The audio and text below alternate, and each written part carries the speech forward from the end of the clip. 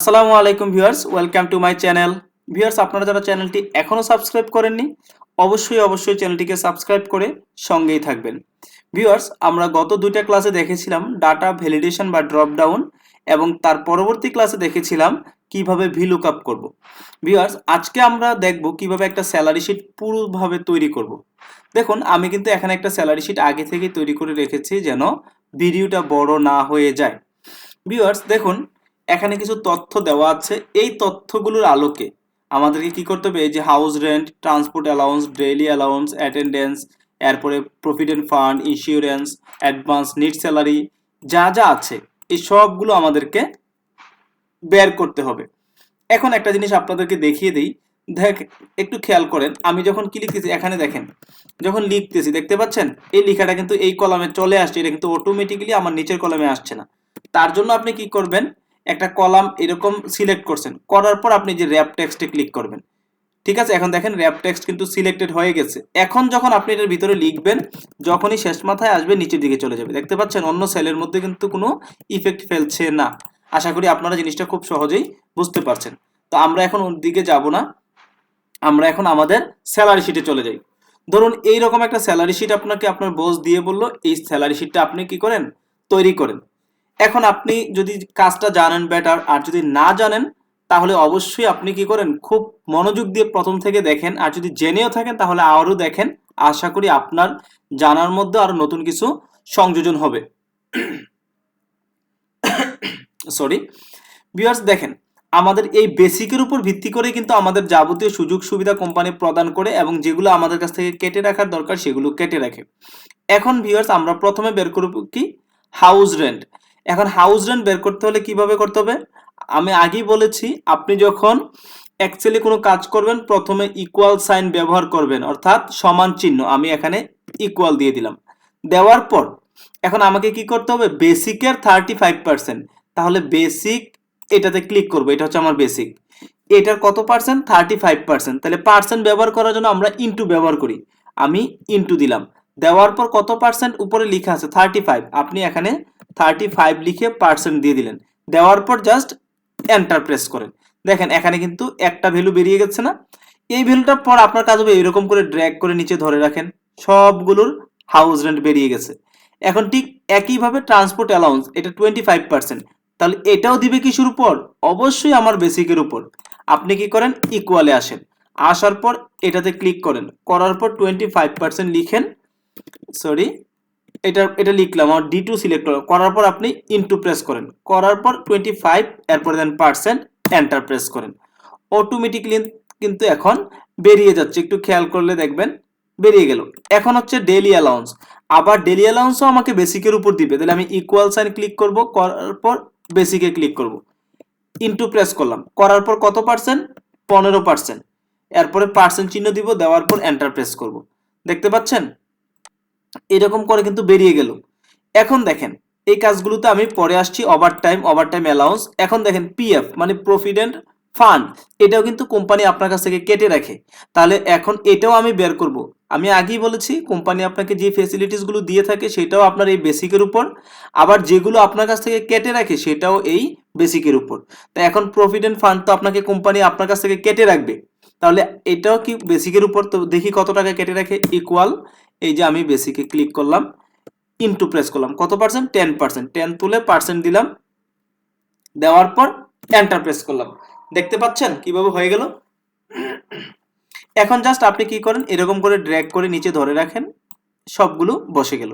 Insurance, এখন দেখেন insurance কি আপনি কোম্পানিকে আপনাকে দেয় নাকি আপনার কাছে কেটে রাখে, অবশ্যই আপনার কাছে কেটে রাখবে। ইকুয়াল দিব, দেওয়ার পর আমি বেসিকে ক্লিক করব, করার পর এন্টার প্রেস করলাম। ঠিক আছে, করার পর কত পার্সেন্ট, 10%। এই 10 তুলে আমি পার্সেন্ট দিয়ে এন্টার প্রেস করলাম।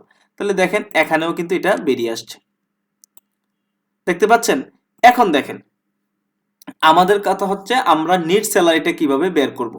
তার আগে দেখেন ওভারটাইম আওয়ার, দেখতে পাচ্ছেন ওভারটাইম কত ঘন্টা, এটা হচ্ছে 30 ঘন্টা। এখন দেখেন আমি জাস্ট এখানে 30 লিখেছি। আপনি যদি চান যে এটার সাথে একটু সহজ করার জন্য যে এখানে 30 লিখলেন, লিখার পর এটার সাথে এইরকম একটা আওয়ার্স লেখা শো করবে। এখন আপনি তো এরকম করে অন্তর্ভুক্ত করতে গেলে দেখেন আমি পরেরটা যখন 20 লিখছি আসছে, আসে নাই। এখন আপনি চাচ্ছেন এরকম অটো কিভাবে নিয়ে আসবেন, আমি এই ঘরটাতে আপনাকে দেখাচ্ছি জাস্ট এক্সাম্পল হিসাবে, আপনারা জাস্ট প্রয়োজনে অ্যাপ্লাই করবেন। এই ঘরে ক্লিক করলাম, ঠিক আছে, আমি জাস্ট এই 3টা 4টা ঘর সিলেক্ট করে নিলাম। এতটুকু সিলেক্ট করে নেওয়ার পর আমি চলে যাব এই যে জেনারেলের যে অ্যারো সাইন আছে এখানে। আসার পর আপনি চলে যাবেন মোর নাম্বার ফরম্যাটস, এইখানে ক্লিক করেন। করার পর দেখেন এখানে আছে কি কাস্টম, আপনি এখানে ক্লিক করেন। এই যে জেনারেল লিখছেন এই লেখাটাকে আপনি এখান থেকে মুছে দেন। দেওয়ার পর প্রথমে একটা হ্যাশ সাইন ব্যবহার করলাম, এরপর একটা স্পেস দিবেন। দেওয়ার পর প্রথমে ডাবল কোটেশন, এরপরে আপনি কি লিখতে চান সংখ্যার সাথে, ধরেন আমি এখানে এইচ আর এস এটা লিখতে চাই, লিখার পর ডাবল কোটেশন আবার দিয়ে দিলেন। দেওয়ার পর আপনার কাজ হবে কি ওকে প্রেস করা। এখন দেখেন আমি যখন এখানে 5 লিখে নিচেরটাতে আসবো অটোমেটিক্যালি এখানে আওয়ার্স চলে আসছে। আমি যখন আবার 4 লিখবো আওয়ার্স চলে আসছে, আবার 5 লিখবো আওয়ার্স চলে আসছে, আবার 3 লিখবো, দেখতে পাচ্ছেন?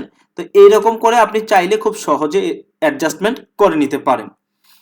এখন আমাদের কথা হচ্ছে আমরা বের করব কি ওভারটাইম রেট আর হচ্ছে ওভারটাইম অ্যালাউন্স। এখন যদি আপনার প্রতিষ্ঠান আপনাকে ওভারটাইমের রেট দিয়ে দেয়, ধরেন বলে দিল কি ওভারটাইম প্রতি ঘন্টা আপনি 150 টাকা করে পাবেন, তাহলে আপনার কাজ হবে 150 এখানে বসাই দিলেন, দিয়ে এটার সাথে এটা গুণ করে এখানে বসাই দিবেন। ঠিক আছে, আমি দেখাই কিভাবে বসাবেন। ইকুয়াল অর্থাৎ এইটা ইনটু এইটা। তো এইটার জন্য আপনার আর তেমন মেজর কোনো পলিটিক্স করতে হয় না, ঠিক আছে, অর্থাৎ পলিটিক্স বলতে এখানে আপনারা এত চিন্তা ভাবনা করতে হয় না, আপনি জাস্ট এইভাবে করে দিলেন। এখন ধরেন আপনাকে এই ঘরটা দিল না, এই ঘরটা দিল না, ঠিক আছে, পুরো এই কলামটাই আপনাকে ধরেন আমি এখান থেকে মুছে দিলাম। এই যে এখন বললো কি আপনি ওভারটাইম অ্যালাউন্স বের করেন। এখন এটা কিভাবে বের করবেন একটু খেয়াল করে দেখেন, এখানে অ্যাটেন্ড করছেন কতদিন, 28 দিন। একটু ভালো করে খেয়াল করবেন, আশা করি ইজিলি বুঝতে পারবেন। এখন আমরা আগে ওভারটাইমে সে কত টাকা পেয়েছে সেটা দেখব।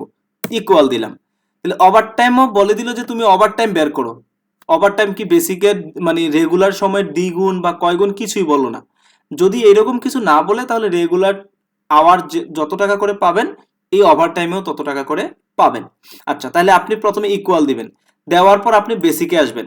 এই বেসিকটা আপনি কত দিনের জন্য পাবেন, স্যালারি কি অবশ্যই আপনাকে মান্থলি পে করে, তার মানে এই বেসিকটা পাবেন আপনি 30 দিনের জন্য।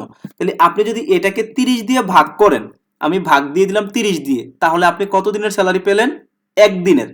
খুব ভালো করে বুঝবেন, একদিন। এখন আপনি কাজ করছেন কতদিন, 28 দিন না, তাহলে ইনটু 28, এখন আপনি পেয়েছেন কত দিনের, 28 দিনের স্যালারি।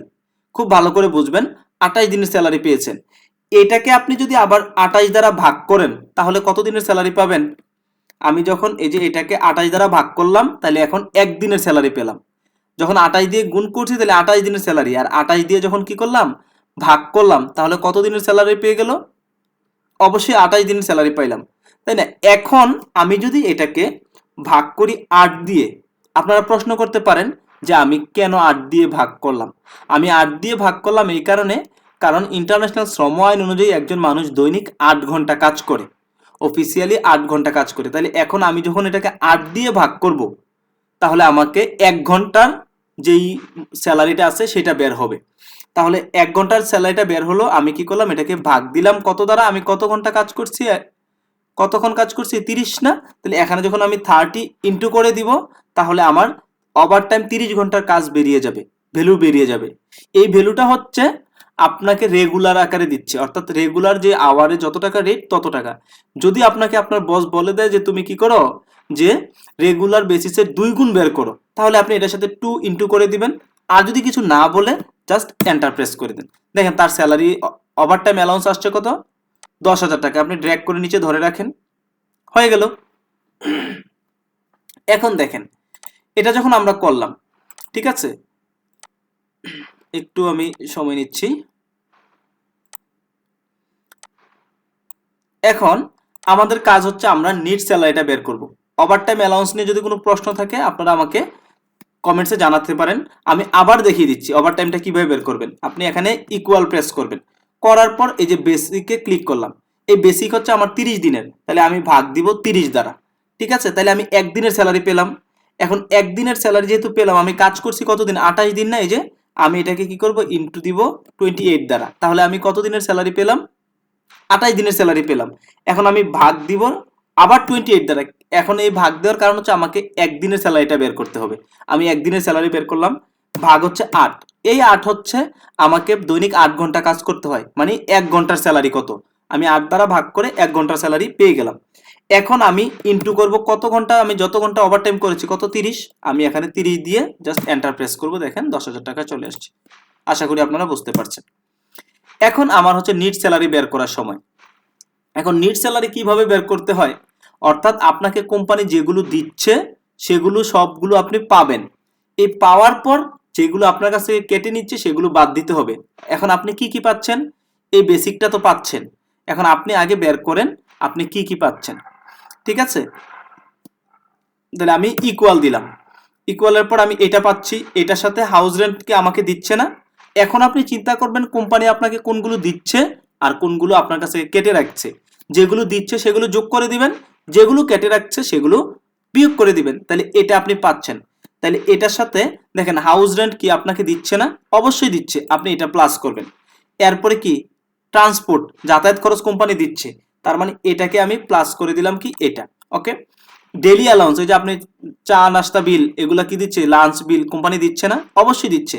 এখন এটাকে আপনি কি করেন, এই যে প্লাস করে দেন। এখন এগুলা কিন্তু আপনার টাকা না, এই যে ওভার টাইমের যে অ্যালাউন্স সেটা আপনি পাচ্ছেন, আপনি ওভার টাইম করলে কোম্পানি আপনাকে টাকা দিবে, এটাই তো স্বাভাবিক। এখন এটাও আপনি পাচ্ছেন, তাহলে আপনি এটাকেও প্লাস করেন। এখন দেখেন পিএফ, প্রভিডেন্ট ফান্ড, এটা আপনার কাছে কোম্পানি কেটে রাখে, কারণ ভবিষ্যতে আপনার চাকরি শেষে সেটা আপনাকে মুনাফা সহ ফেরত দেয়। তাহলে আমি এটা হবে কি মাইনাস, এটা মাইনাস করে দিলাম। ইন্স্যুরেন্স মানে বীমা, তো এই বীমার টাকাটা কি কোম্পানি আপনার কাছে কেটে রাখে না, অবশ্যই কেটে রাখে, মাইনাস আপনি কি করেন ইন্স্যুরেন্সে ক্লিক করেন। করার পর দেখেন অ্যাডভান্স, অর্থাৎ আপনার স্যালারি 80,000 টাকা ছিল, মাস শেষ হওয়ার আগে আপনি 10,000 টাকা ক্যাশ থেকে নিয়েছিলেন, তাহলে এই টাকাটা কি আপনাকে দিবে নাকি আপনার কাছ থেকে কেটে রাখবে, অবশ্যই কেটে রাখবে, মাইনাস এই যে অ্যাডভান্স দিলাম, জাস্ট এন্টার প্রেস করে, তাহলে মাস শেষে আপনি এত টাকা স্যালারি পাচ্ছেন। এইরকম করে আপনি এই নিচে নামিয়ে নিলেন। ক্লিয়ার? এখন হচ্ছে অ্যাভারেজ স্যালারি, অর্থাৎ এই স্যালারিগুলো তো আপনাকে কি করতে হবে, প্রত্যেককে দিতে হবে। এখন অ্যাভারেজ স্যালারি কিভাবে করবেন, এখন আপনি অ্যাভারেজ করার জন্য কি লিখবেন, প্রথমে আমি আগেই বলেছি এক্সেলের মধ্যে যেই কোনো কাজ করতে যান আপনাকে ইকুয়াল ব্যবহার করতে হবে, ইকুয়াল। এখন অ্যাভারেজ স্যালারি বের করবো না, আপনি কি লিখবেন অ্যাভারেজ, এই যে অ্যাভারেজ লেখার সাথে সাথে দেখেন এখানে কিন্তু অ্যাভারেজ চলে আসছে, এটাতে ডাবল ক্লিক করেন, করার পর নাম্বার, এখন আপনি কোন সংখ্যাগুলোর অ্যাভারেজ চাচ্ছেন, অবশ্যই স্যালারির, তাহলে এই স্যালারির টোটাল কলামটা আপনি কি করে দেন অ্যাভারেজ স্যালারি, দেওয়ার পর আপনি জাস্ট এন্টার প্রেস করেন, তার স্যালারি আসছে, অ্যাভারেজ স্যালারি কত। এখন দেখেন এই যে অ্যাভারেজ স্যালারি এই সবগুলোর না, এখানে এই কলামে কিন্তু একটাই ভ্যালু হবে, দেখেন এখানে এই কলামে লেখা আছে, এগুলোতে লেখা নাই, লেখাটা দেখতে কি একটু খারাপ লাগছে না।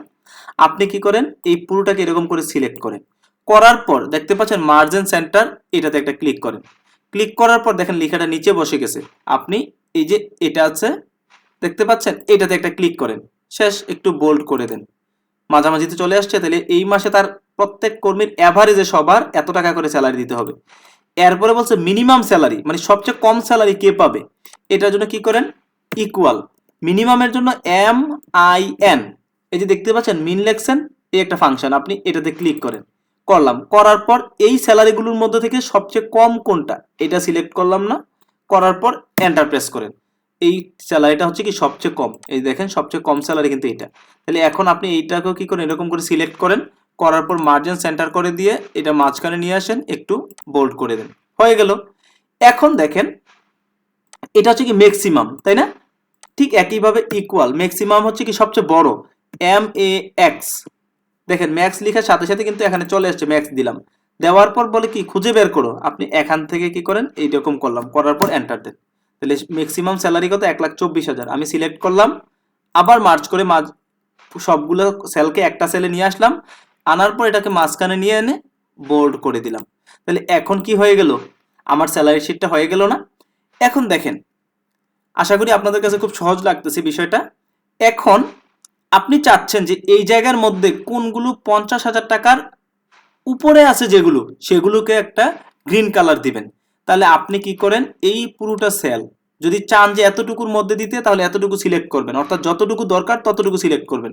আমি চাচ্ছি এই পুরোটার মধ্যে সিলেক্ট করতে, আমি পুরোটা সিলেক্ট করলাম, করার পর আপনি চাচ্ছেন কি যেই কোনো একটা সংখ্যা, তাহলে আপনি যাবেন হচ্ছে কন্ডিশনাল ফরম্যাটিং, দেখতে পাচ্ছেন এখানে একটা ক্লিক করেন, করার পর দেখেন কি দেওয়া আছে হাইলাইট সেল রুল, এটাতে একটা ক্লিক করেন। ক্লিক করার পর দেখেন গ্রেটার দেন আছে, লেস দেন আছে, অথবা বিটুইন আছে।